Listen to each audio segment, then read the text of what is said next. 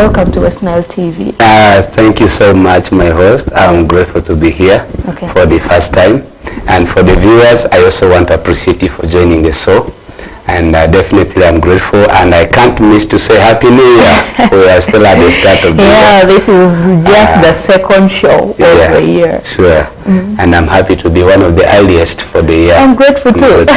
Yeah, sure. All right, we're blessed to have you here, by the way. Thank you. I'm blessed too. Wow. It's a great privilege to be here. Yeah. So what comes into your mind when the word accountability is mentioned? Accountability, there are so many words that people use to bring the heart of it. But to me, the heaviest line to draw is in the responsibility aspect. Okay. Yeah, I take accountability as that ground to provide the responsibility or to be responsible for your actions, your roles, your tasks, your assignments. Okay. And you are to present it to yourself, to your seniors, to others, and even to God. Wow. Yeah. Let's say God first. God first. The rest. Yeah, the rest, yes, yeah. You know, I was actually saying, I was telling a friend, if you are right with God, you will be right in other areas. In other areas. In fact, once you've fixed it with God, you've fixed it with all. It's like an automatic principle. Yeah, yeah, you're already on an automated drive. Yeah. So I had said that accountability actually comes with a lot of feelings of its own. Some people fear so much. Some people are anxious, others are nervous, but others feel it is a good thing. This is a freedom coming my way, like I need to get this thing done. So what are the areas in which we are expected to give accountability? I would say all the areas of life demand accountability. In our personal lives, there are areas that demand accountability. In our work with God, there are areas that demand accountability. In systems, in institutions, in a place of work, in the culture, in the community, every area of life demands accountability. Wow. Sure. I see even in the workplaces, as you had said, reports are given from time to time. That's a way of accounting. And then whenever we just say accountability, most people think about money. Most people think about money, but it is good that you have mentioned in every aspect of our lives. In every aspect of our lives. We are supposed to give accountability. It's like you reap what you sow. Every action comes with its own consequences that you have to take personal responsibility for. So let's chip into something called accountability in relationship. Okay. You know, relationship can be sometimes very compromising. People like compromising a lot because sometimes the friends, the spouses, the parents, or people who are close do things that you feel they should have accounted for, but then, as I said, accountability comes with fear and anxiety and so on. People are shaken. They fear that if I tell my friend to account for this particular thing, or if I ask him questions, our friendship is going to be jeopardized. So how do you approach a situation where someone is to be held accountable for the situations that they have involved themselves in? First of all, I should say accountability is very, very vital even in relationships. We must hold people accountable even in relationships. So the question will be, how do I do that? Because this is my friend, this is my relative. I think there are tools we can use to make even our friends accountable. We can use the tool of love. We can use the tool of a positive connection. When I say positive connection, I mean, I can come to you all rough and I'm demanding accountability from you, but I'm coming all fire. And then all of a sudden, I realize instead of giving room to give me answers that are important, you close up. Yeah. Because I've come at another height. At times I feel threatened. And then you feel threatened. So you close up. So we have to use love. We have to use a relationship connection that can give room for people to open up. And those are great tools for people to be able to account that. They need to be accountable, even in relationships, cannot be deleted. It must stand. Okay, I'm looking at the basis of what you have said right now. Actually, there are two categories of people. There is this other person, if you talk to them very slow, they take you for granted. Sure. You have to come with a lot of fire. Sure. And then they'll say, yeah, this person is serious. Then there is also me. If you come with a lot of fire, yeah, true, I close up. Sure. You have to take me from a slow ground. Sure. Yeah. Then I can be able to open up. I think you just have to understand the person you are dealing with very well, and then be able to, let's say, deal with them or not really deal with them, but... Sophie, one of the things I can tell you is we hear a lot about how to be successful. If you want to succeed, do this, do this, do this. There are a lot of success tips there. Yeah. But I learned one thing. One of the success tips is learning people. Oh. Yeah. Learning. Everywhere you go, you have to learn people. You have to study people. In business, you need to understand people. In communities, you need to understand people. In workplace, you need to understand people. In family, in marriage, you need to understand people. Yeah, sure. So understanding people is a very classic course unit of its own. If we get an A in that class, you can flow well anywhere. Wow. So to get people accountable in areas that we need accountability from them, I think one of the things we have to do is just to be sure that we understand who we are talking to or who we are talking about. If someone is a kind of person who needs fire, and you come like water, you're not going to get anything. You will know it. And then there are people who are calm. They don't need force. They don't need fire. You come with them with all the power, you've already lost them. Yeah. So you need to study the people you're demanding accountability from, so that you come to them according to that which can work and which can allow them Now to open up. you talked of asking for this accountability in love, and you have shared strategies of how that can be done. So how do we do this, making sure that we are building a healthy relationship? Because I would need you to explain to us some of the challenges that come with it, like has been our friends, has been our family, the spouses, or we are in a romantic relationship. Yeah. There are some challenges that Yeah. come with it. So you can explain to us some of the few challenges, and then also how we can be able to deal with it. Okay, first of all, some of the challenges that come with demanding accountability is resistance. Not everybody loves to give accountability in life. Right. Even those of you who are watching, you might discover there is someone you're demanding accountability from. The moment you begin to call that person to give answers to things that are expected in his or her life, a kind of resistance might pop up. And sometimes it is also the challenge of finding out bitter truths you don't like. You end up meeting other issues in this person's life that just get you angry. You get provoked, you get pitched off, and you realize the flow is already affected. But how you can deal with that is sometimes first giving it time. There are people who are demanding accountability from them. You're expecting a report in 2 days, but in 4 or 5 days is not yet ready. While professionalism will insist that it must stay in 2 days, but sometimes you might have to give them a little room, not too much of it, but a little room, just so that you can gain allowance for yourself and also for them to cope up. And then sometimes one of the things you have to do is to talk to them and find out what could be the issue. I'm referring to a private talk. There are people who struggle to give accountability. Yeah. And you do your best to push them, it's not working. You do your best to do everything, it's not working. And sometimes you might need to do a background check of this person's life. what could be happening, what could be going on, what could be making things not to work.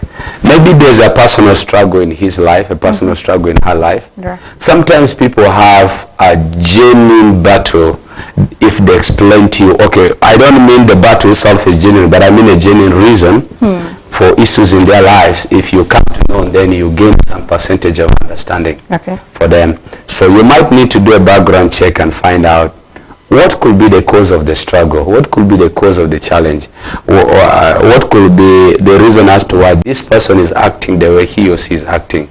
And with a good background check, perhaps chances are high you can come to a place where you can fetch out a good accountability from this person after some level of finding out, without crushing the relationship, without putting wounds to the relationship. Otherwise, without some of those parameters, you may get the accountability, but you may lose the relationship. I see you have really mastered this very well. So have you reached a situation where you wronged somebody and you have to make amends with it? Sure. Okay. Do you mind sharing with us? I had a situation.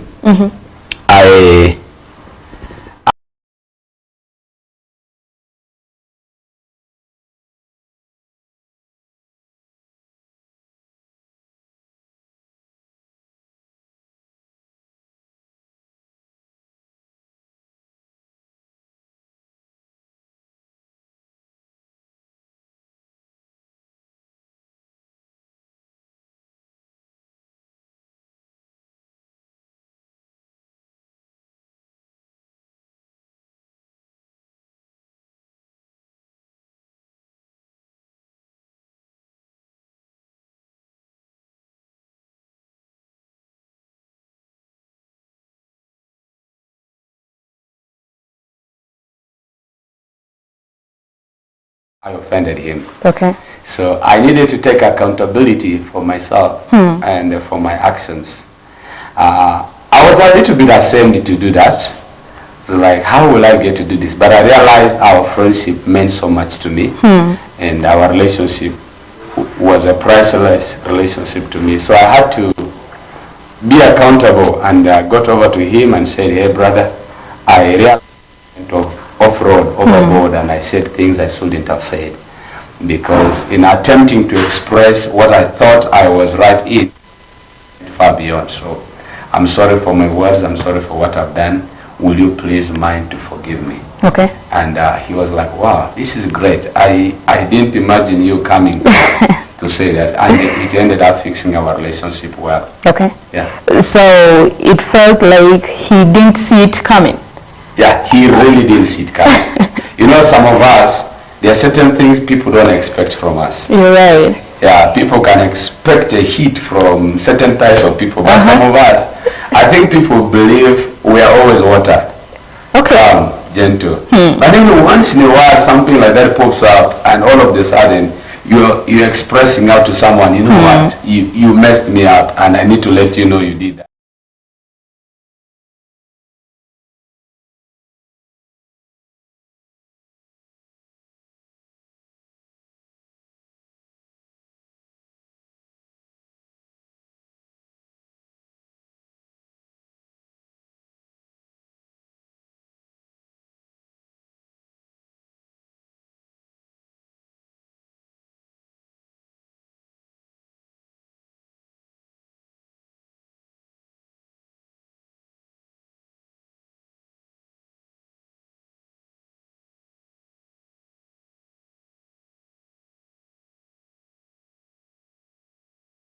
Have to give accountability for this without them getting it wrong. You know, these days, most relationships that we have, people want it to be like we are equals. Yeah. We are equals.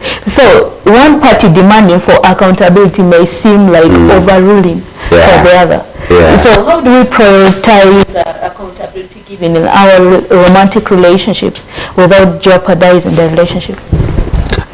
First of all, I must say, in that romantic relationship, I use the word romantic in a vast way. It can be in a love relationship, but also in other spheres of life. Though in other spheres of life it might not be the word romantic, but the level of that closeness or attachment in a relationship.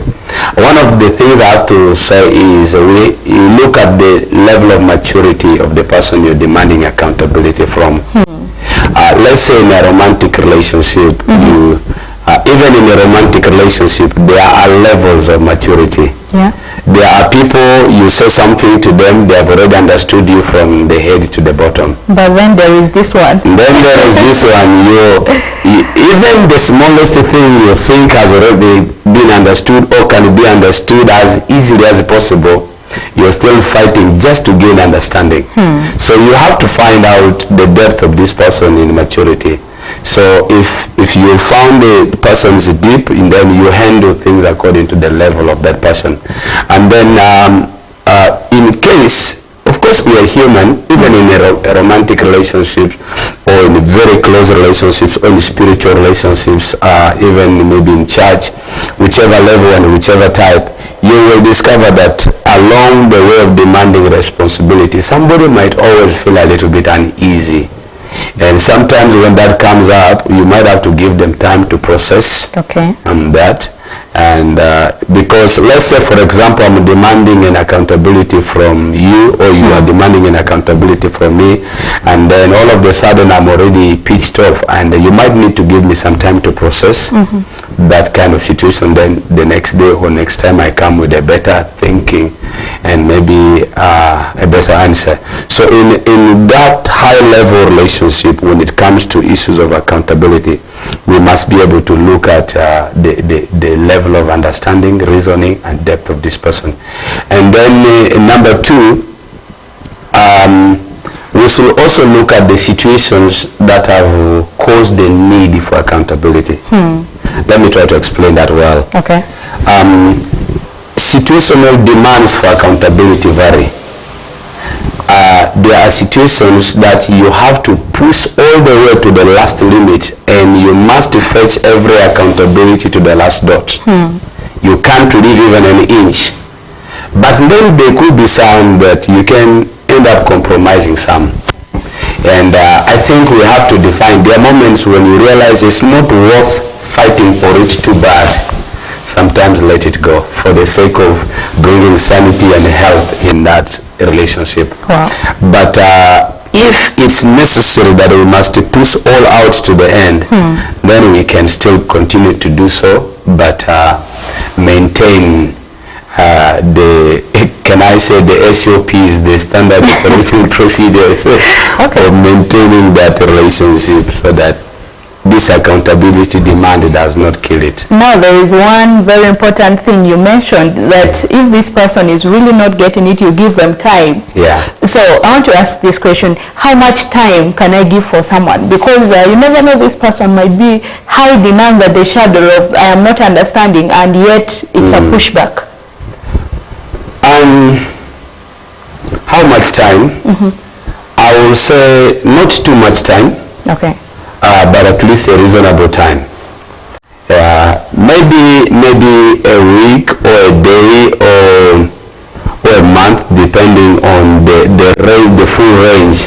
Let's say if something demanded in accountability within a 1 year time scope, maybe we can say, in case certain issues need fixing, alignment and policing, one could say maybe, let's say 1 month. Okay. But if an issue demands an accountability of 1 year scope, and then another 1 year is killed as an allowance, I think we are not doing good stewardship. It becomes unrealistic. It becomes unrealistic, and it can even become an abuse to submission, because the person who is supposed to submit will say, after all, I played my games and he has added for me 1 more year. The next time we'll want to do it again. Yeah, sure. Yes. While it's important to give time, it shouldn't also be taken like it's all the time in the world. Yeah, time must still be given its rules to function and operate. But at least a reasonable time. But regardless of the amount of time, the time given as an allowance should be vetted to keep checking whether there is an improvement. For example, if I'm supposed to give accountability for something, and I am given a 1 month extra allowance, and within the 1 month extra time, I'm all relaxed, not even minding that a task is lying on my neck. So my seniors or superiors or whoever I'm supposed to be accountable to need to keep checking me out to know the progress of my response to that demand of accountability. So it shouldn't be left flat. Not too much time, at least a reasonable time, but also not a lot of time, but it's still, even the time, even if it's 1 day, even if it's just some hours, even if it's a month, it should be kept under under check to be able to know if there's a progress, there's an improvement, and there is a response. Because you can give somebody all the time, at the end you discover not even a single improvement has been done. It will be a wastage of time. Now, I want us to talk to the people who are married, or the people who are in a relationship, a romantic relationship, hoping to get married one day. Okay. What are the red flags that someone can see in their partner that shows that this partner is actually not giving accountability? Red flags of a person not giving accountability, I will say resistance. Okay. There are people who are ideally supposed to give accountability, but then the time you're asking for accountability is when they're resisting and they come all out.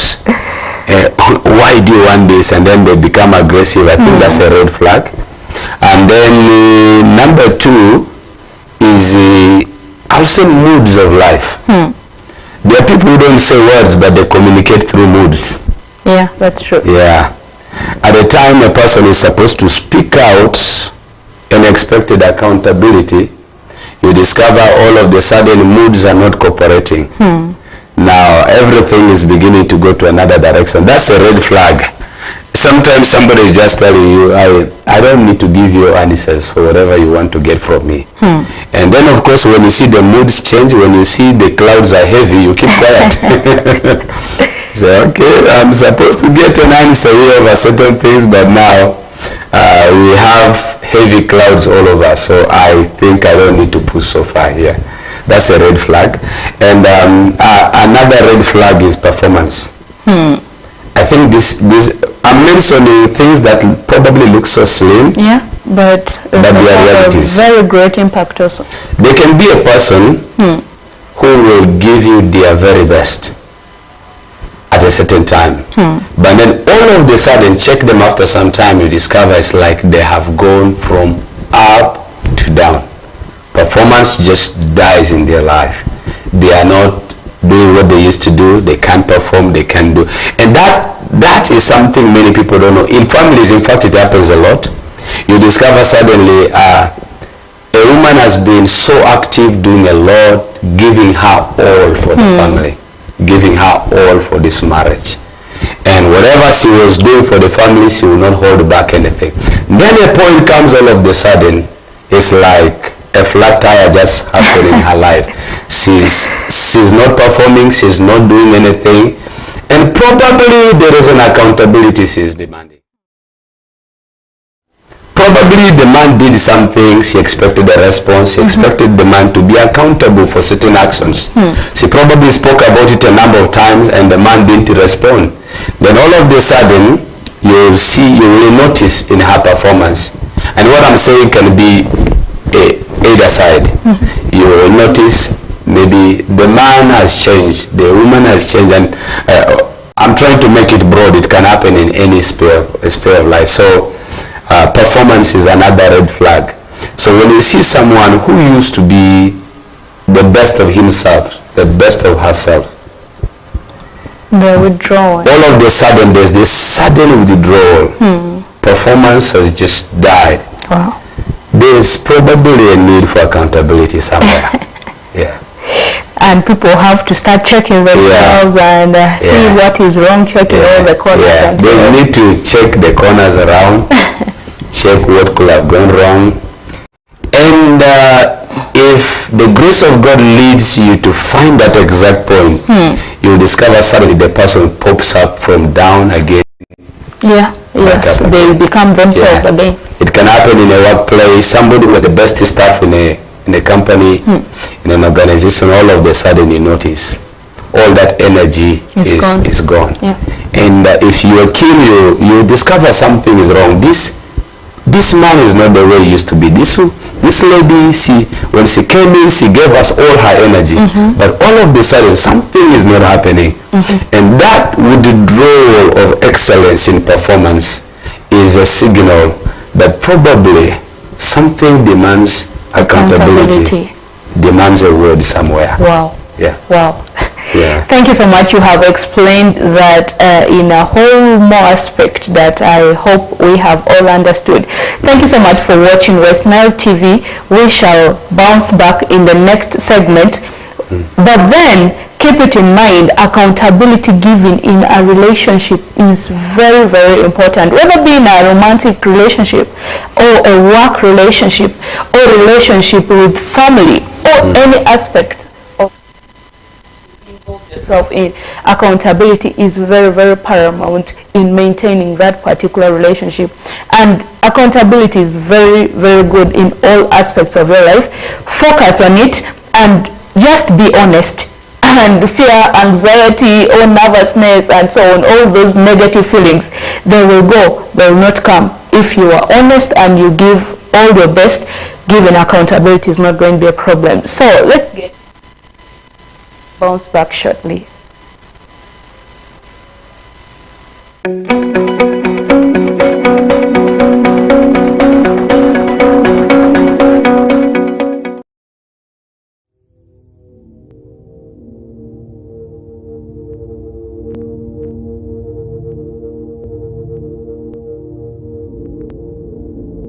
Pastor Michael Malemungu, all the way from Koboko. He has joined us in the show, the Real Talk Show, and he's given us a lot of things, experiences from what he knows, from what he has, and we're talking about giving accountability.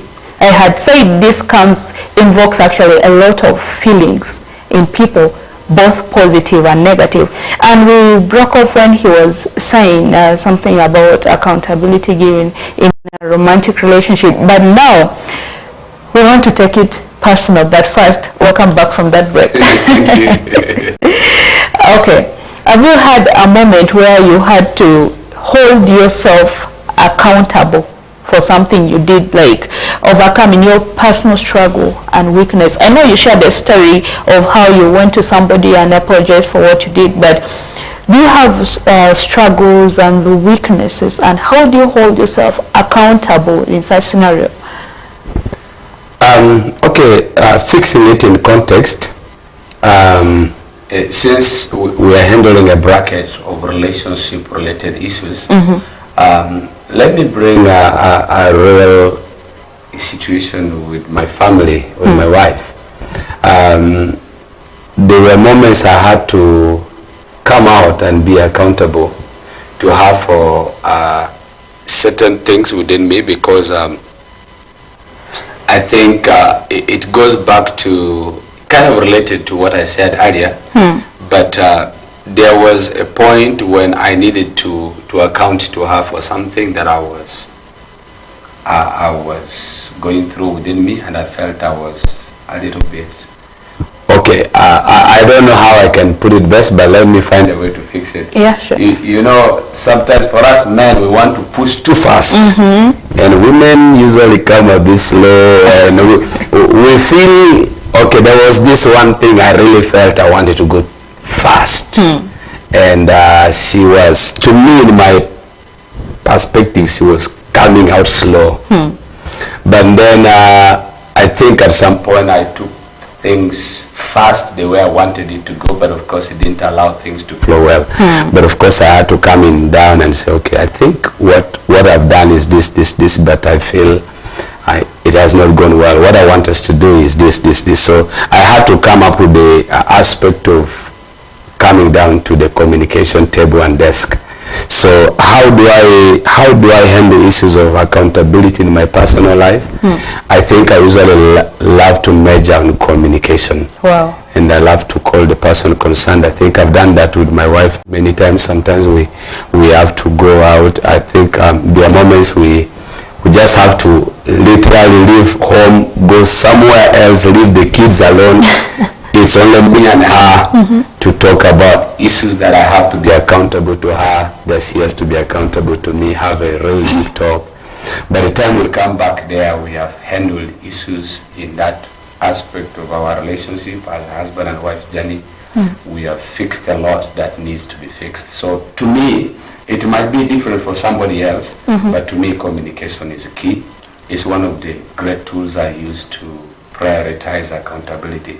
Because even if I may demand an accountability from you or from someone else, if we don't communicate, there is no miracle of transferring that accountability out of the person. And I can't get it by osmosis. I can't get it in another way. We must open the channel of communication, which sometimes is easy to say, not easy to practice. Sometimes literally. Now, let me chip in a little. This is coming at the right time because someone is asking a question here. Tom Brown is saying, don't miss out the aspect of husbands giving accountability to their wives. Now you've talked about communication. Is there something else you can add? Let's just take Tom Brown's question now. How can husbands give accountability to their wives? Or we can also talk vice versa. Okay, Tom Brown is right. You know, most of the times when we talk about accountability, men feel women should account to them. And then now they are the big guys. But it doesn't work that way.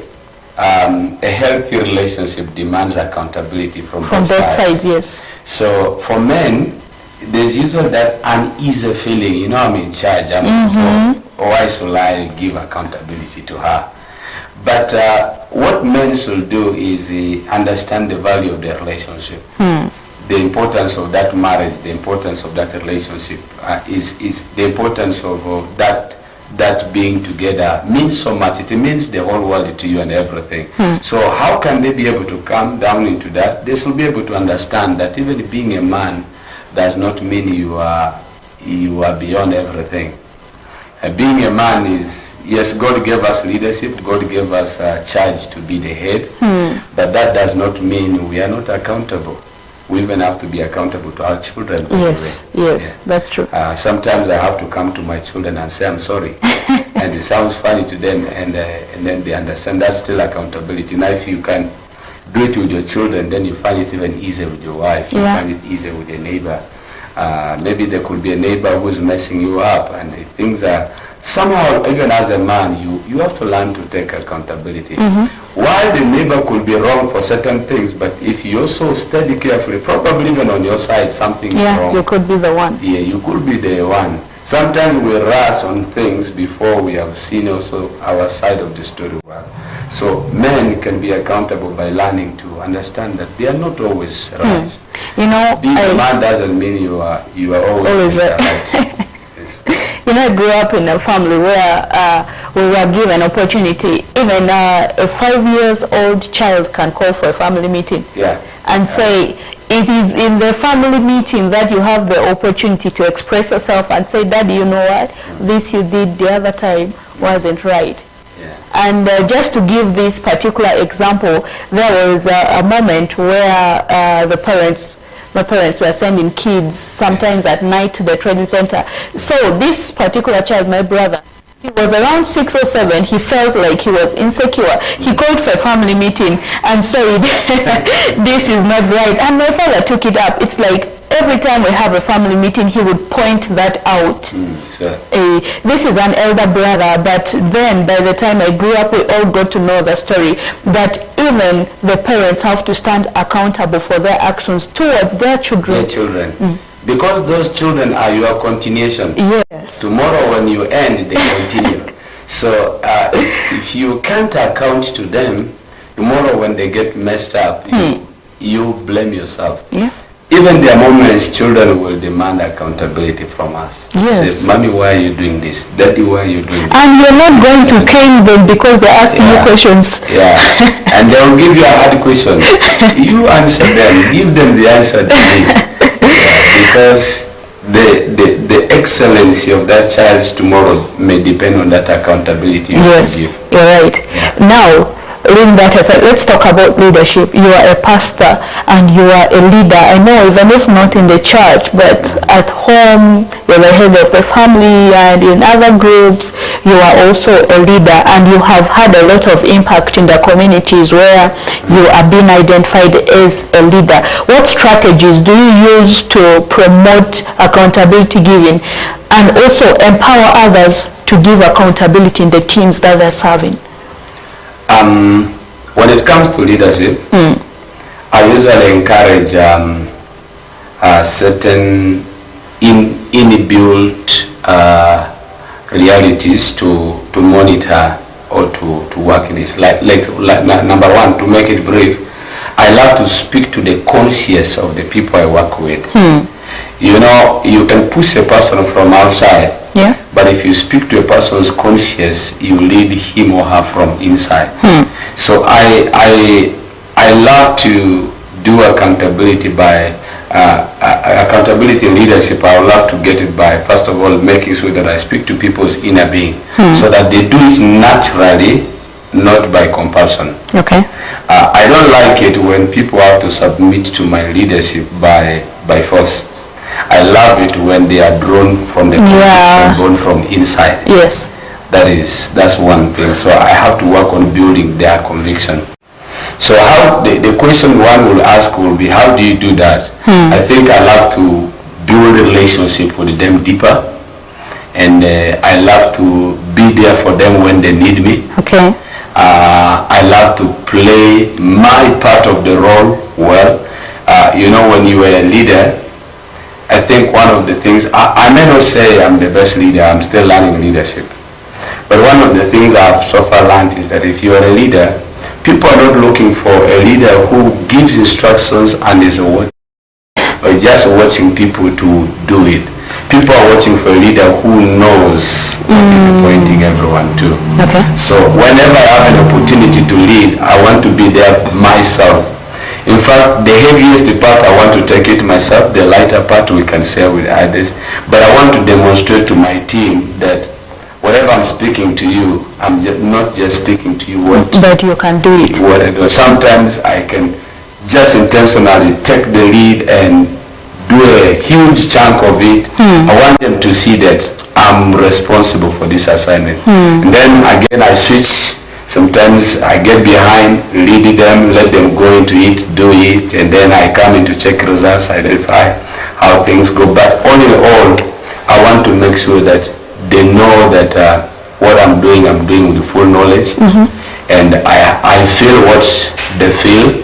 I'm ready to be part of them. I'm not just like throwing them there, I'm out of it. I am in the process from the start to the end. I want them to know I'm there for them.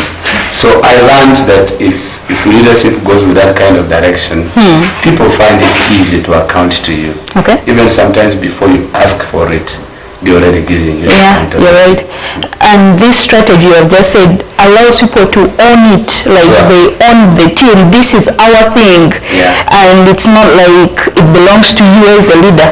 Because if all of us are involved, then I am part of it myself. I own it, and even if the leader is not there, any one of them can just take up. Anyone can take up. So actually, I love leadership. Is one area I would love to measure on in my future days. Wow. So I would say I'm a student of leadership. Okay. So I value the little I've so far learned, and I'm looking forward to learn more. But one thing I've realized is this: people perform best when you show them that you are part of them, you value them, you respect them, you honor them, you understand what they are going through, and you are there yourself. You are not just telling them, go and do it, go and do it, go and do it. They see you also in it. You are part of it. You're in front, you're behind, you're in the middle, you're running everywhere, and you are making sure they are safe. You're in every part of their life. You're in every part of their assignment, which is a little bit a heavy task, but there's a grace for it. Yeah. Once people see that in you, and they see that you're doing this out of love for them, love for the assignment, love for the task, you yourself, you're not forcing it, it's coming natural in you. Yeah. I realize people give you accountability without you asking. Without even you asking for it. Even if you are small, they will honor you in your small position there, they will honor you. Wow. Yeah. So we're talking about giving results, right? Because after all this, after the work, the teamwork and so on, result always comes. So how do you hold the team members responsible for the outcome of the results? First of all, I'll let them know the team spirit matters for the outcome of the results. Okay. Everyone plays a key role for the final result. Just like in football, different positions, but at the end the score line is for the whole team. Yeah. So how I hold the team accountable, one of the things I love to do is I love to check the loopholes in the team. And where I have discovered one, I address it immediately as a loophole. Let me say, for example, let's say in a team of many people were doing something. Then I've noticed this stream is going well, this one is going well, this one is going well, that this other angle, there is a flow. Then with my leadership wisdom, I see through, I discover the gap is in area so and so, direction, maybe so and so is the reason. Then I usually like to come in quickly and spot out the individual or the individuals involved in the area where there is a collapse. And I address that area, because just like in a team, when a coach notices the defense line is getting weak, he must replace a defender, because he has to win the game. And then while the defense might do well, the midfield might, I'm not a footballer, but sometimes those illustrations can help. The midfield might be having some problems. A coach who wants to win the game must identify the midfield as a problem, and probably bring someone else from the bench or something like that. Do the same. I think that's one thing I love to do. It's just a principle that I love to transfer across. Where you've seen the gap, fill it quickly. So that means, as a leader, observe the entire process. Be there. Don't watch your assignment from the side mirror. Watch it face to face, and it helps you to see what you need to see, and you fill the gaps in, and that way people will just realize there is a flow, and accountability becomes not a matter to be struggled with. Key point: don't watch your result from the side mirror. The side mirror. Come face to face with it, and face it. How they call man to man. Okay. Now you had brought in an illustration where an area is not going right, and you identify that particular person and help them, or else replace them, do the necessary just to bring up the team. How do you balance empathy and understanding? You don't want to tear down this team. Because there is also this kind of people, once they are corrected or once they're pointed out, they feel like the effort is not appreciated, or they tend to withdraw and so on.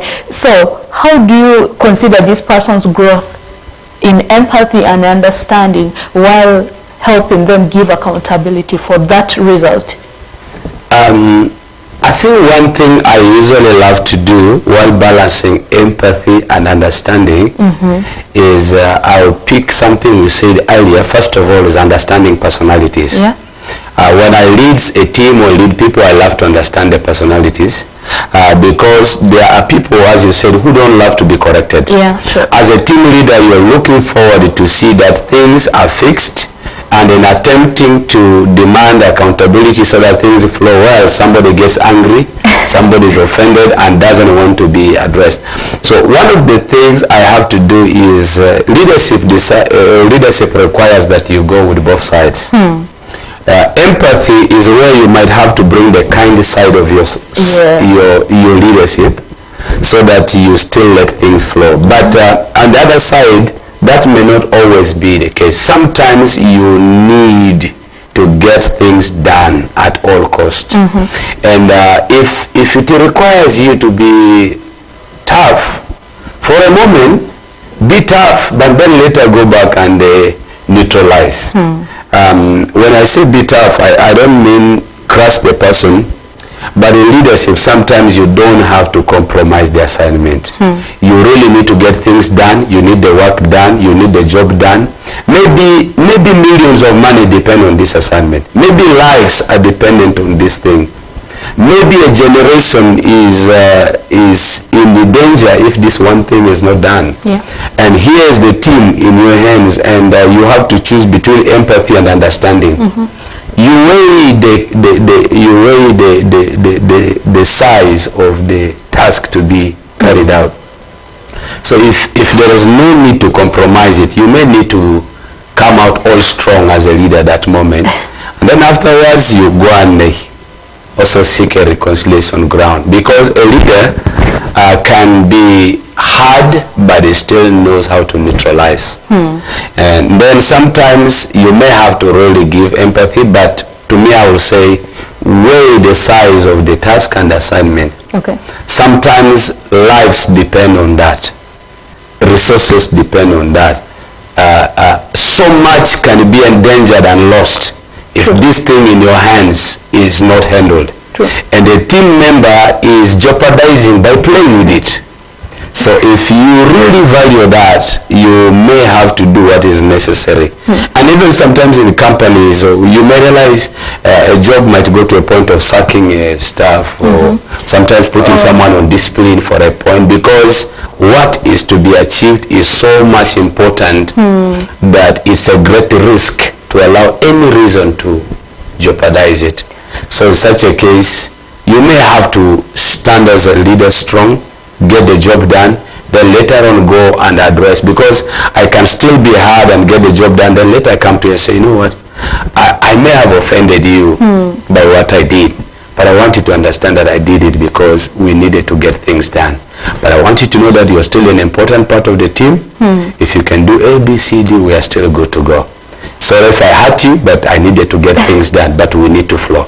So, is this the same strategy we can also use for someone who is refusing to take accountability for their poor performance? Because there are also this kind of people, as I say, they push back and they live in denial, or they play a lot of blame games and they're always there in the team.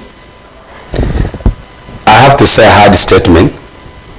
There are people in teams everywhere, but the best of your efforts can't change them. That's true. Probably where they came from before, it was the same attitude. Nobody can tell them anything, and nothing can transform them. And in such a case, I think there is this hard saying that people like this, at some point, you may have to let life teach them. Okay. Yeah, what that means is there's a point where people withdraw from them, and they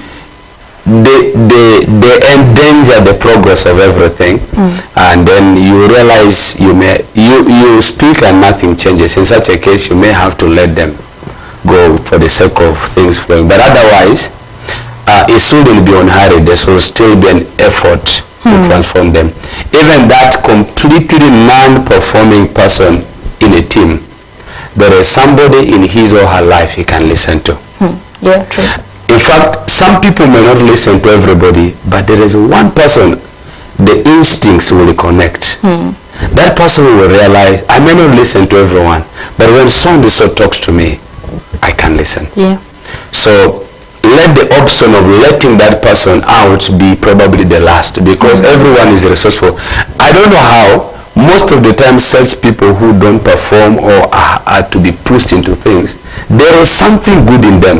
If it is explored, it can do a great thing in the team. So if possible, find everywhere around, but should every attempt fail, let life teach that person. Someday they will learn. Wow. So we are categorizing these people into one, those who push back, Then secondly, those whose results are terribly affecting the team. And thirdly, these people who refuse to take accountability.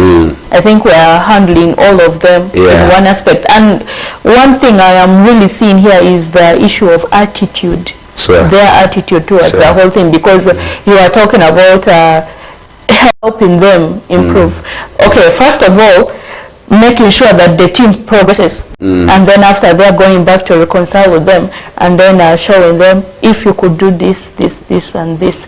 But then the whole point I will talk about is their attitude also. Their attitude will determine whether they will go on or not. As I said, letting them go should be the last option. But then I also see that most times when people are let go, most of the efforts to the negative effort is from their side. Yeah, it's from their side, because after really helping this person and they feel like my effort is not appreciated, that's when people fail to come into a balance.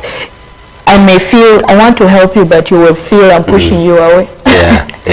And obviously, if we don't understand ourselves, work will be a very, very difficult place for us to thrive in, and the team will obviously go down. So one person will have to take the effort. And unfortunately, attitude is not something that can be made or changed in a day.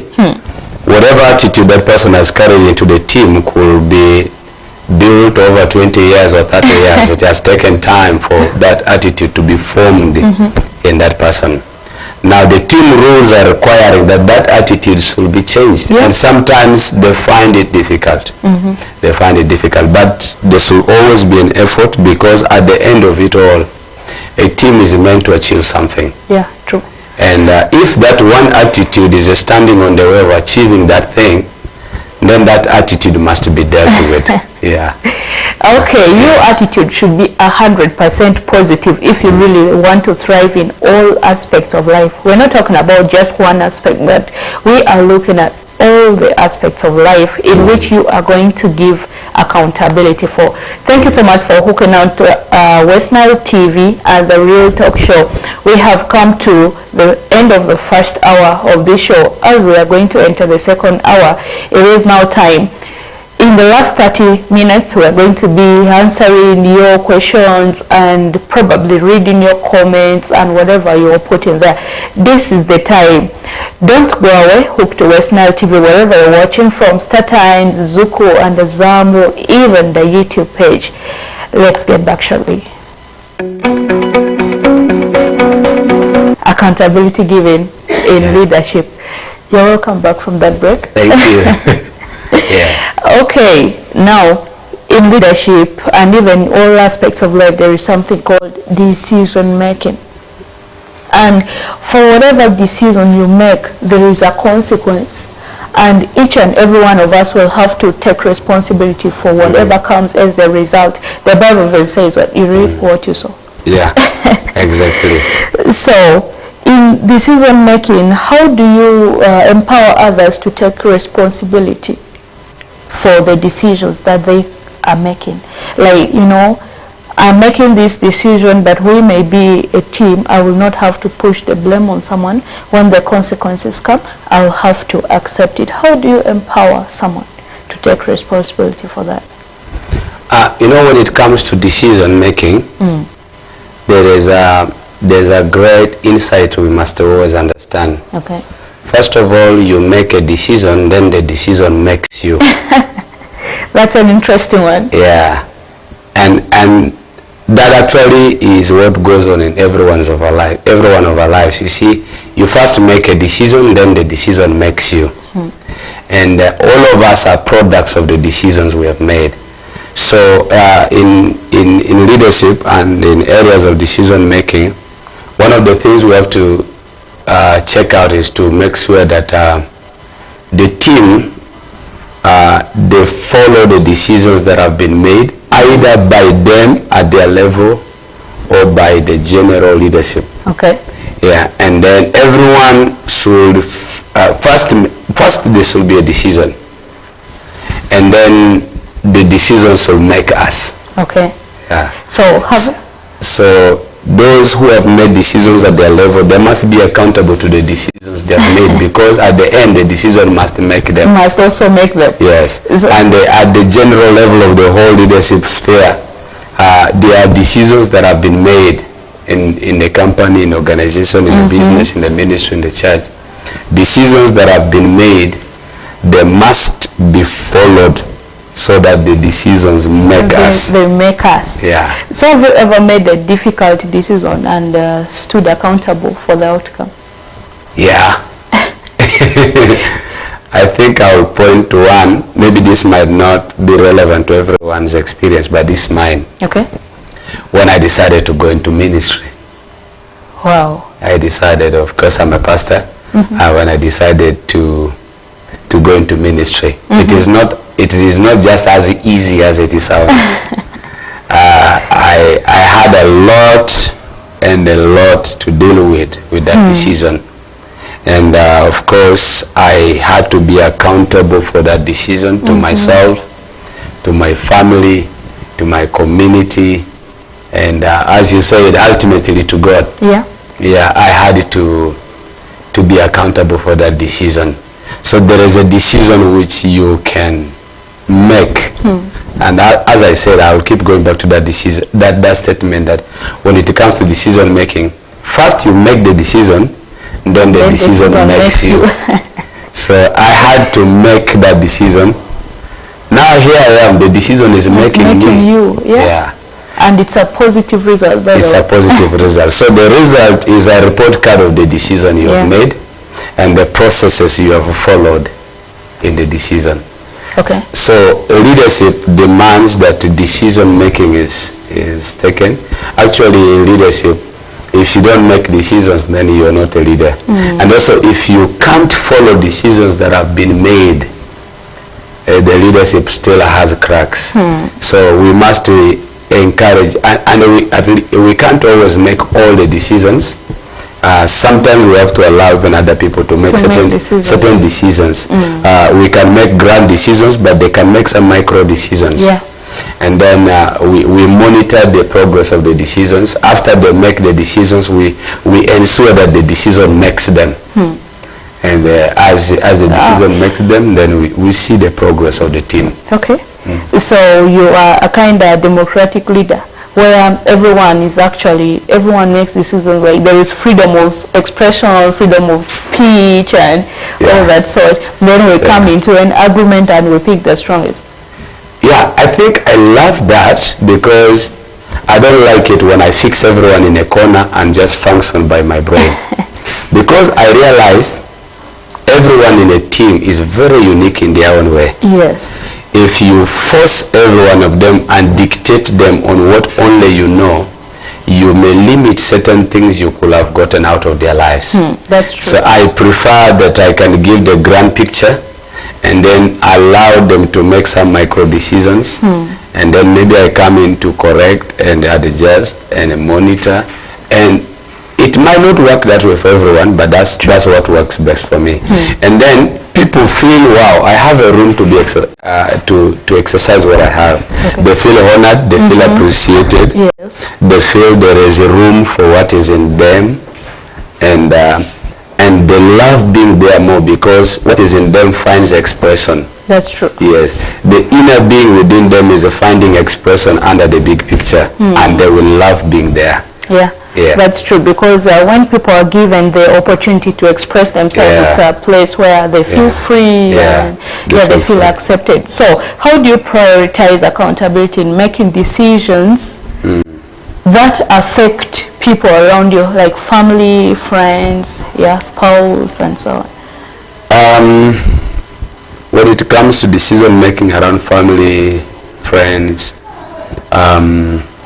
one of the things I have to do is considering also the family relation, the family network. Not every decision is important, by the way.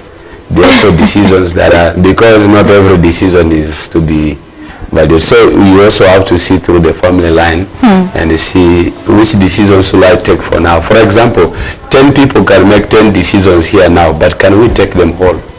No. we may have to vet which decision carries more weight than which one, and which one can take the family from one place to another right now, which one can take us to achieve something faster or at a certain period of time.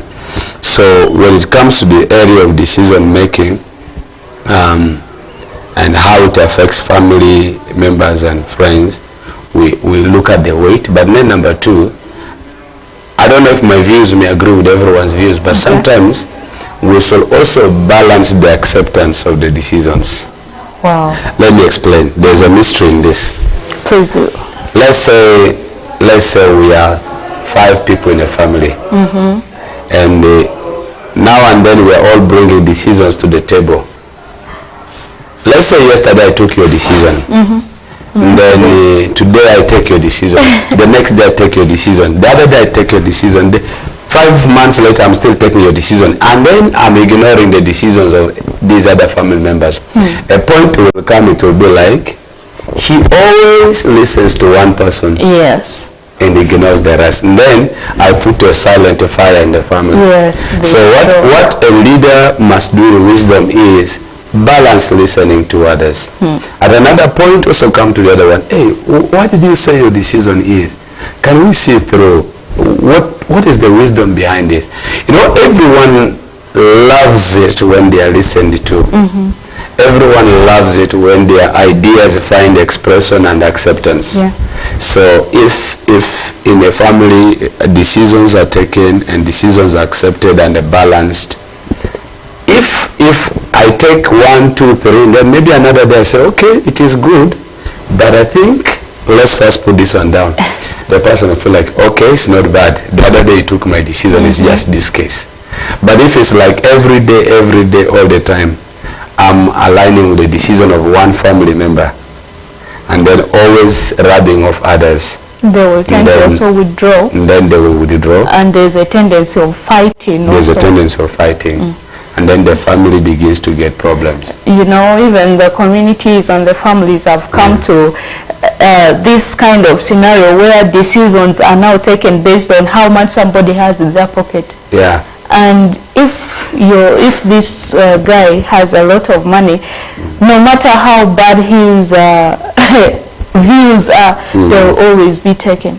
Sure. And this has broken so many families, by the way. And it has killed, as you had said, it has put in silent fires in the communities, and people just go for meetings and the rest keep quiet. With a lot of valuable and very important views, they keep quiet, and then decisions are just taken and there is no growth. Actually, the people who have gone for meetings, from the start of the meeting to the end, they are quiet. Yeah. And even asking them, can you say something? They are on their phone now in today's generation. And it's not because they don't have anything to say. No, there's something so rich vibrating in them, but sometimes it's the feeling that, you know, even if I say it, my decisions are usually not considered. My voice has no place here, so I rather hold it to myself. So while that is being done, the family or that community is being affected in one way or another. But when that balancing is put in place, everyone feels I'm in. Yes. Everyone feels I'm part of the team. And they will always love to give their contribution. In fact, they will think ahead for you and for the organization, the company, whatever. So at the beginning of the show, I mentioned that when people talk about accountability giving, most of the mindset goes to money issues. Money, yeah.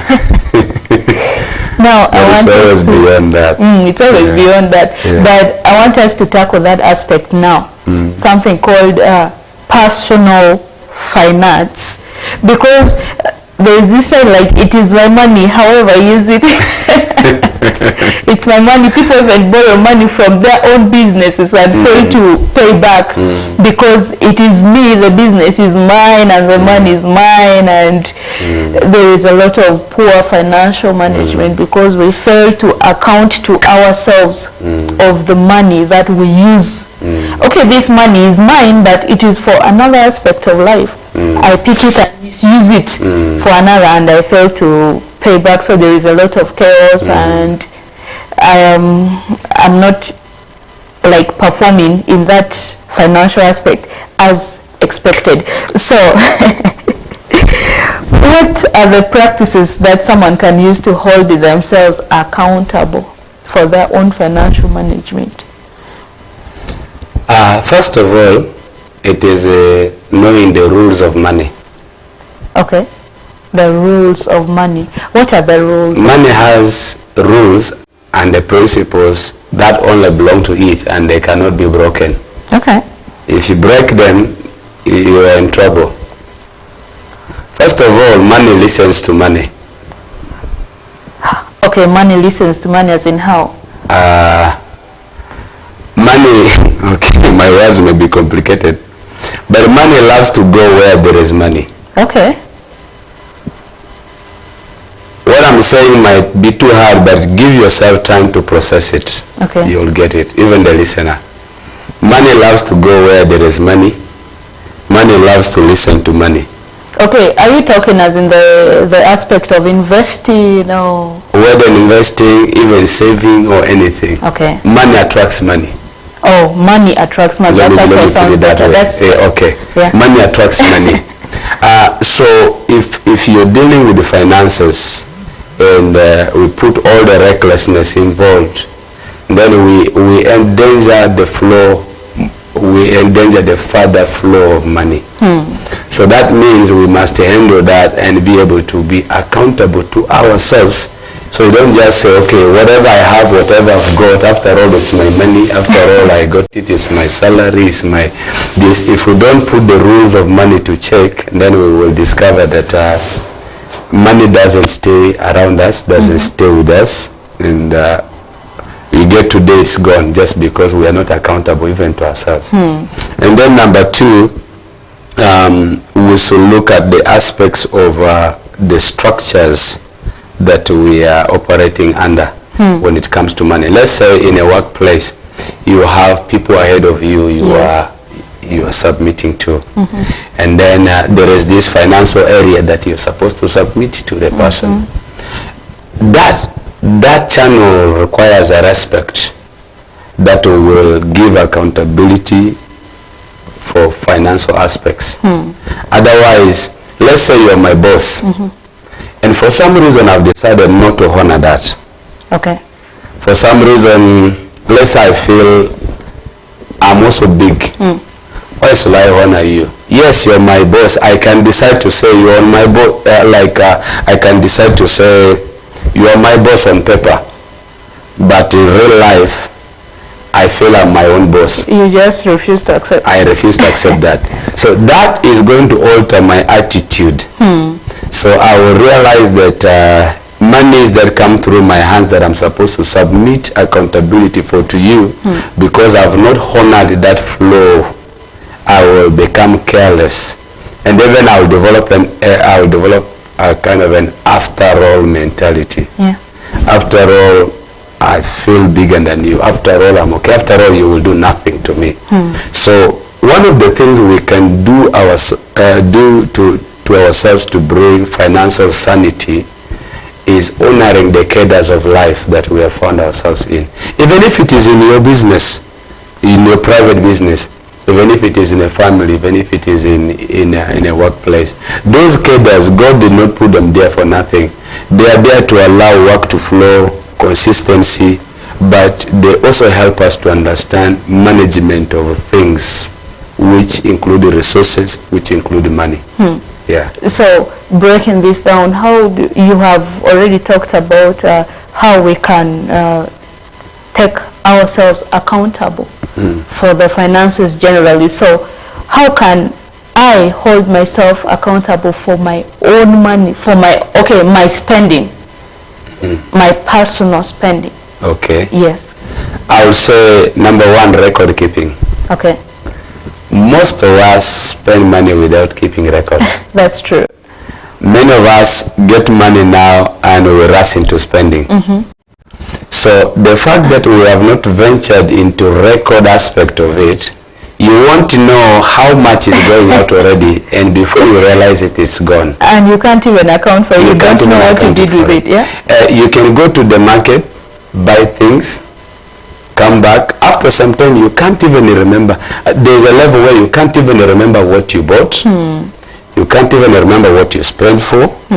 And you are sure no thief stole from you. Nobody broke into your house. Literally no one touched your pocket. If anybody, it is you. But you can't remember what you spent on. So I think it's advisable that find record keeping strategies and tools. Whatever you spend on, take records. In your computer, in your phone, on paper, somewhere, write down things. Okay. And that way you will be accountable to yourself for your money. Number 2 is planning. Most of us, truth be told, we are poor in planning. Okay. Yeah, we don't plan. So because we don't plan, we spend for anything that comes in front of us. Right. And if we are to really be accountable even for our personal finances, there are things we should really learn to say no to. If it doesn't fall in the plan, you can have the guts to say, okay, money, here you are my money, I'm in charge, but my plans are A, B, C, D. Here comes a need. Sweat is great, it's touching, it's sometimes heartbreaking, but we should have the muscles to say to some of those things, sorry, you have not fallen in plan, so wait. If we don't have that, we will always keep on throwing money where there is no plan. And in that area, we will discover we are not doing justice to that money which is in our hands, which is ours. At the end, we have problem with our own accountability. And then in number 3, I will talk about extravagance. Wow.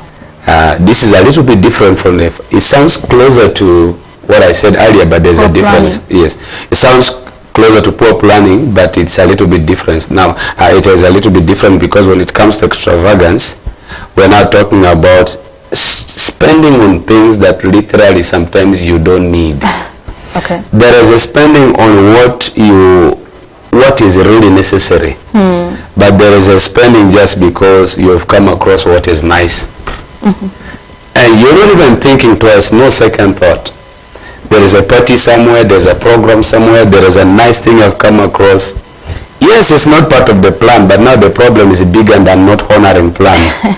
The problem is even sometimes it takes you into debts. The money is not enough. You're rushing to a bank, and it's not wrong to pick a loan. But if you pick a loan for something which does not make sense, you have just put a stone on your neck, and it's going to keep weighing you down. So I think we should look into those areas. Don't spend for what you really don't need, and if you have to spend with understanding that I think this is necessary. You realize let's say you earn 300,000 a month, for example, and you want to spend 2 million a month. Now this is already causing, there's a reverse gear in operation. Instead of going forward, life is forcing you backwards. You're earning 500,000, your spendings are so far high, and we need to know what comes in and what goes out. That equation must be balanced well. If it's not, then we will have struggles in our own accountability to ourselves. And if we have problem with accountability to ourselves financially, that problem will be magnified much more, even in accountability financially to other sectors where we operate under. I think we just have to draw the line in between what is priority and what is not, wants and needs. Because some of these things, you even get them and you just keep them there in the house. You don't get to use them. And the whole aspect is, I think what you're talking about, I've decided to summarize it for myself as allow yourself to control money, but don't let money to control you. Exactly. And if that is the principle, you'll really be able to plan, you'll be able to use these strategies appropriately and so on. But then we have come to also the half of the show already, and we are left with only 30 minutes to end this show. For now, let's get a short break, and we are coming back to conclude the show in the last final 30 minutes. We are still continuing with the aspect of money. Keep it in mind, we have not ended. Yeah. Thank you so much. See you.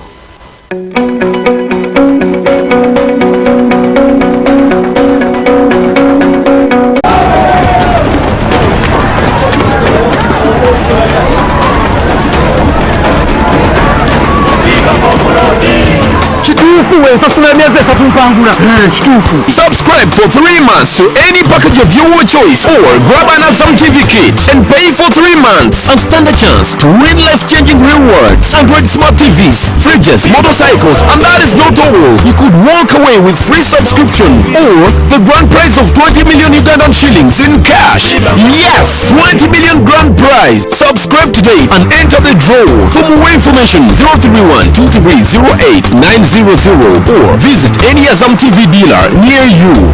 Azam TV, entertainment for everybody. Look out for StarTimes Solar to unwrap your lighting and entertainment experience this Christmas. At only 700 shillings daily charge, get yourself a StarTimes S50 that comes with lighting, phone charging, strong lithium battery, radio with a flash port, and a Bluetooth speaker. For more entertainment needs, get yourself a StarTimes S130 that comes with an extra 32-inch TV screen and 2 years free StarTimes subscription. StarTimes Solar, more than just solar. Unwrap your holiday cheers with StarTimes this Christmas season. Starting the 15th of November, simply pay your monthly subscription for the next bouquet and automatically enjoy content on the next higher bouquet, plus a chance to win exciting prizes. Your gift box contains variety of local entertainment and fresh shows, exciting cartoon and fun kids entertainment, mega superstars, local and international, a memorable trip to Spain to watch a La Liga match. And that's not all. Lots of prizes to be won, including ZTE Nubia smartphones with free 15 GB Airtel data. StarTimes gift that keeps on giving. Merry Christmas. This message is powered by ZTE Nubia. Better for all.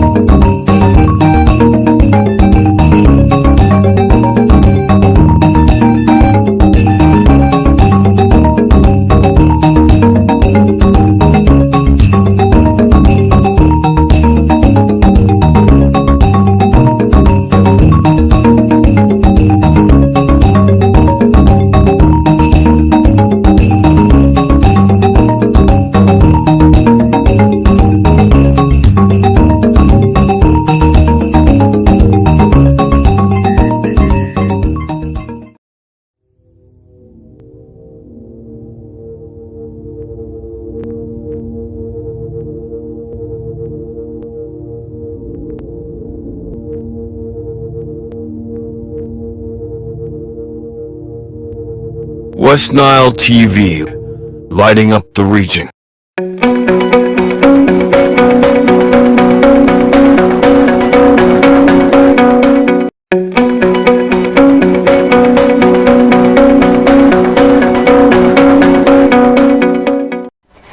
Thank you so much for joining us once again in the final 30 minutes of the Real Talk Show that runs to you at West Nile TV every Saturday from the hour of 8 p.m. to 10 p.m. We are here to serve you and to give you various topics that we think will make you grow. And I'm not alone at the studio, as you can see. I'm with Pastor Michael Malamungu. Welcome back once again. Thank you.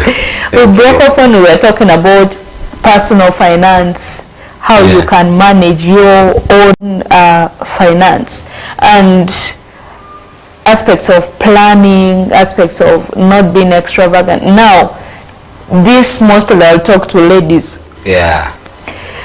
Personally, I used to do it too. Maybe even sometimes up to now, I still do it too. You go to a town and you have not really planned for it. you saw a very nice thing. Yeah. You see a very nice thing and you just want to pick it without planning. There is one thing that I will give an example to. Even up to now, I cannot account for it, but it is just there. So I cannot say that it is not important to me, but I cannot also say that it is very, very important. It's not really a priority. It was a teddy bear. Yeah. You know, I went to town and I had some money that I left at home, so I didn't carry enough money. I went to town, I saw this beautiful teddy bear. It was even not in my mind at all to get a teddy. Yeah. But then because it was beautiful, it was like red mixed with white and it was really nice, I quickly thought of, there was nothing in my mind but just to get that teddy bear. Yeah. I had to pick a border, run back home, pick money and come and buy this thing. Yeah. It is not really, it wasn't a priority, it wasn't something I needed at that time, but I had to satisfy my ego. Sometimes money can control people, and if you don't take charge, you'll have to bow all the time, and you know it can become like a god. Even spending on the hair, up to people spend extravagantly on their hair, on their nails, on their looks, and end up sleeping hungry. Yeah. Because just they want to look good. Or so extravagancy is one thing that we really have to fight against. And then living a life that is not yours is also one thing that makes people spend a lot and fail to account for it. Yeah. You had talked about this that will lead you into going to borrow. To borrow, yeah. You go and borrow, you because take now loans. you're spending more than what's coming in. Yes. And you, just like you said, you want to be like others. Your neighbor is eating chicken every day. You also want to eat. You also want to eat chicken every day. And there is this. But you don't know that your pocket level is very. There's this scenario now. Now women who stay in rents, you see the next door is having chicken, you also want chicken. If they have meat, you also want meat. Like every day, just a form of competition. It is not necessary. It's not necessary. It's not necessary. Now, the next thing I want to go into is this aspect of borrowing and investing and also saving. These are the three things you had talked about. You talked about saving, then you talked about borrowing. Borrowing, yeah. And also the aspect of investing. So how do you take accountability? How do you hold yourself accountable in these three aspects? One, borrowing. Two is investing, and three is savings. And these three are also very, very important. As I said, money attracts money. Money attracts money. Yes. When it comes to borrowing, savings, and investment, there is a way the three all need each other. You can't say absolutely that I will never borrow. That might be a hard place in life. A day might come when you are forced to borrow. But however, when you borrow with a realistic sense. Okay. Let's say I have a need that requires me to borrow 3 million. Then I go to the bank, I borrow 30 million. That borrowing is not realistic because the plan in my mind can only capture 3 million and the rest is going to be a waste. And I will pay the price you have to pay for that mistake I've made. So borrowing is important, but it must be within purpose. There are people who have borrowed money and borrowed loans they didn't need, and it even had to make them to run to some run to Juba, some run to Kampala because now the people are looking for them. The owners of the money need their money, but now the money went into a wrong place that could not get management. So don't borrow for something that you cannot handle, your brain capacity can handle. So borrowing is important, but it should be within reason, within context, within the amount that you really need. Then number two, when it comes to savings, this is still one area we are poor in when it comes to accountability. Most people don't save money. Many don't. That is true. But here's the strategy to be accountable to yourself when it comes to saving. Somebody told me this years ago, and I found a lot of sense in it, that when you receive money in your hands, first pay yourself before you pay others. Okay. If you begin by paying others, you will always end with nothing. Yeah. first pay yourself. And that is a reference to saving. Savings. So once you've paid yourself something little, then you will go on and pay others. And then at the end, there is something small left for you. Always begin by paying others, you end with nothing. Yeah. Because they will always outweigh whatever is in your hand. That's true. So one way we can be accountable in the area of saving is, I think it's a good advice to save and with others.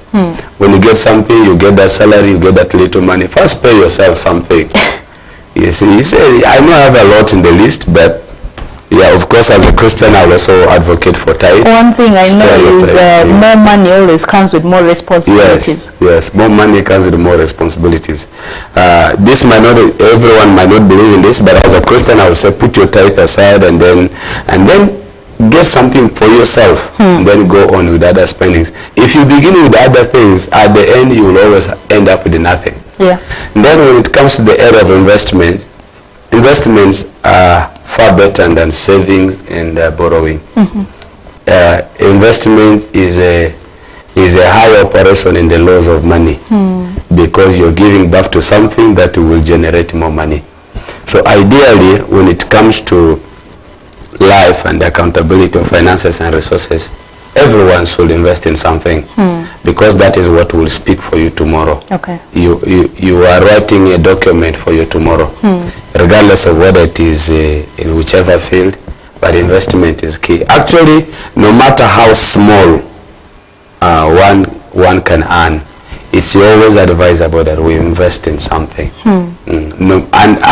As I said this, I know many of us have failed in it. We are not saying that we are perfect, but it's the best thing to do.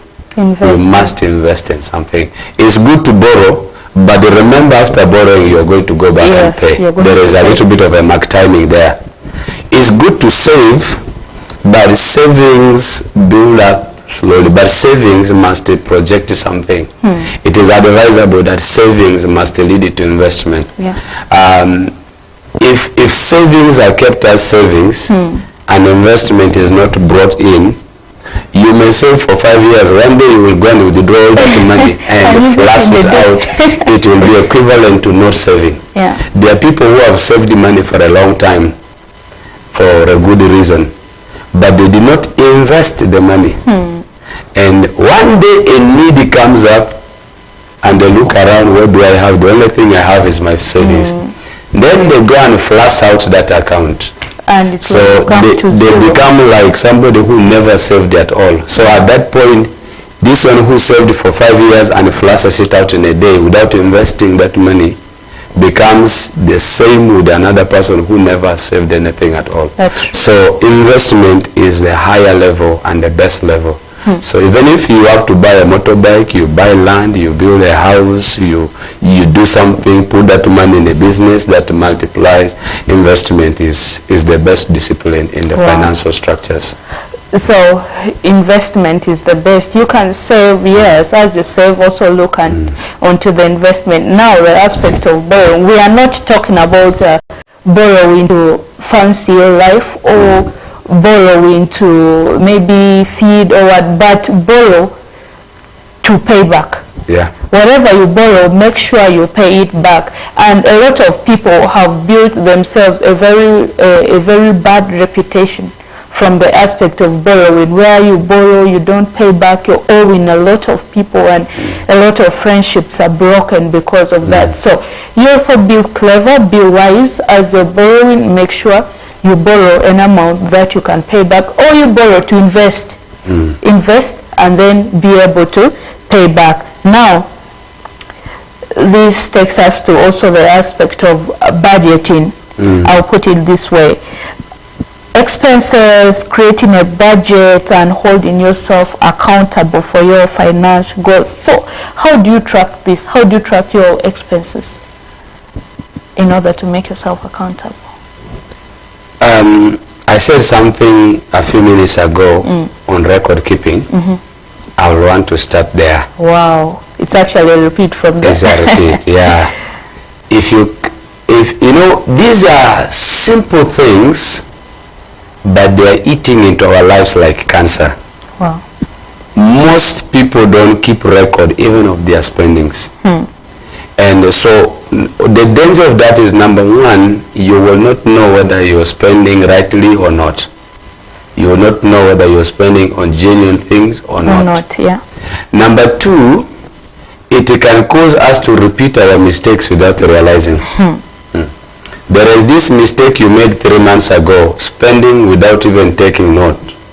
Then that repeat can come over now. And I mean the same thing can keep coming over and over and over.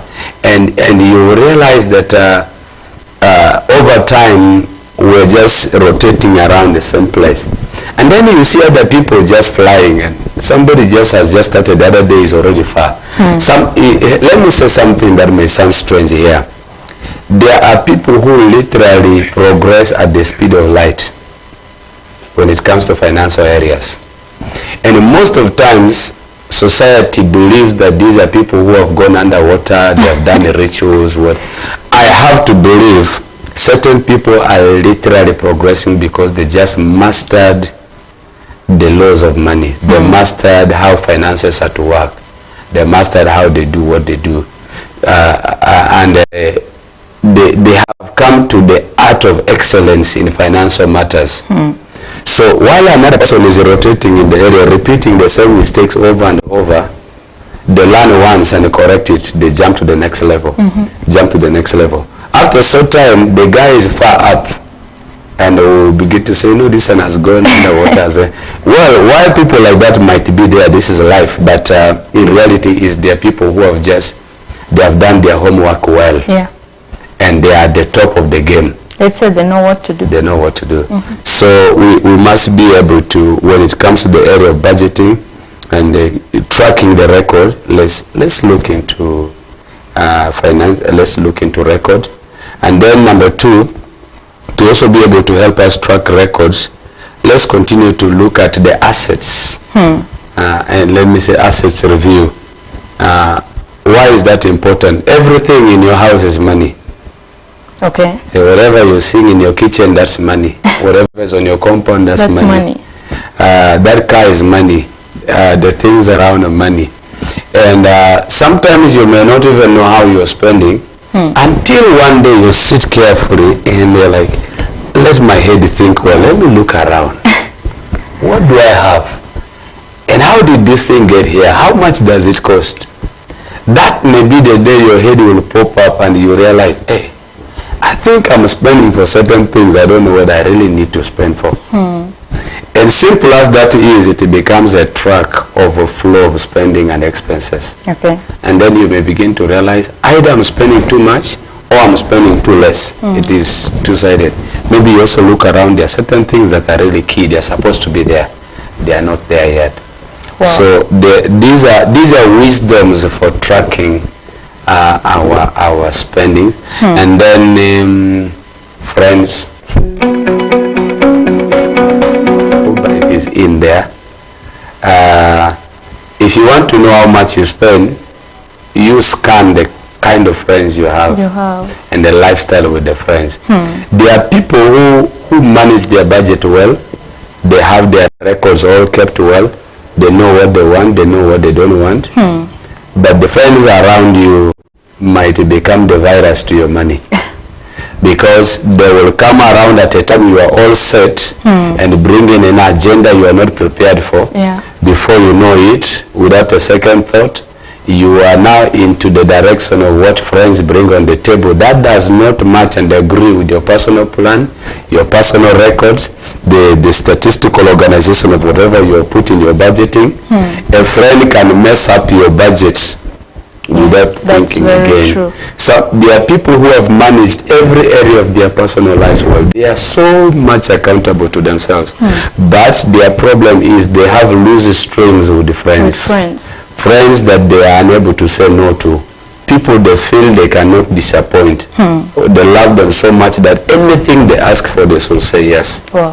So because of that feeling, let me say yes to anybody or to anyone I feel I cannot disappoint. That becomes a loose gate for resources to flow carelessly. Okay. At the end, budget is affected, your records are affected. Whatever you have put on paper is not agreeing. Wow. Simple things, but they are eating up many lives. So we can look into that and close a gate like that. We are back on road. By the way, I would also say that these friends are very important, and it is also good to budget for them. Yeah. To budget for them in your finances, because people are going to get married, people are going to lose their people are going to get introduced, and they are going to visit you too, and so on. You also have to, but then you will have to set another budget for them. Don't spend everything on friends. Sure. And we are ending in only 4 minutes time, but I would want to appreciate those who have been watching us on Star Times, on Azam, and on Zuku. Thank you so much. And also those who have been watching us on the YouTube channel. I want to take the honor to read out some of the comments that some of our viewers have put here on the YouTube page, starting from Mungu Fudribo Job. Thank you so much for watching West Nile TV. And he is saying, thank you for this wonderful program, West Nile TV, and allowing Sophie to host it. Thank you so much, Job. Just know I'm also grateful to West Nile TV for bringing such a program here. Tom Brown is saying Koboko is fully represented. On Pastor, giving accountability is up to heaven, but don't miss out husbands giving out accountability to their wives. This was what we tackled already. Yes, and Joylene Beloved is saying very important subject, sir. Thank you so much, Joylene. Someone called Creative Mind. I'm happy listening to mentor Pastor Malamungu here. Thank you. And then thank you so much, AC Hedwig, for watching West Nile TV. And Creative Mind repeated, money attracts money, for emphasis. Yeah. And someone called Help Aringa People is saying, Pastor Shalom, great to meet you here. Thank you so much, everyone who watched us on our YouTube channel. I'll give our guest a chance to speak in his final words to the viewers for today. My final words to everyone is that let's continue to be students of life.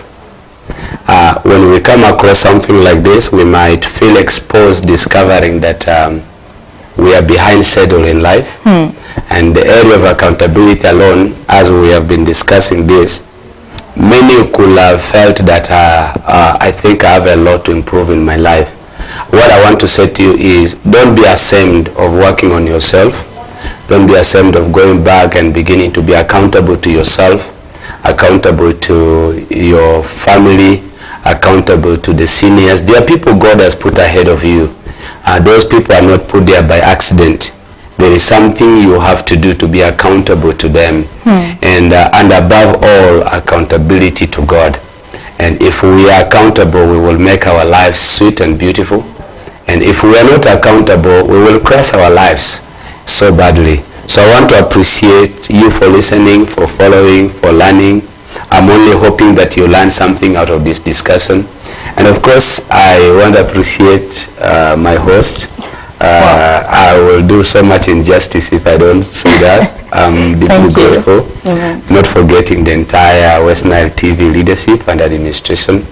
I'm grateful for what God is doing through you here. And I can only wish the best for you. Thank you. The TV, the viewers, and everyone. My last word is that may God give everyone the best of the year 2025. Wow. Yeah. Thank you so much for honoring our invitation, because many people pay for these coachings, by the way. Sure. But thank you so much that you accepted to come and teach us.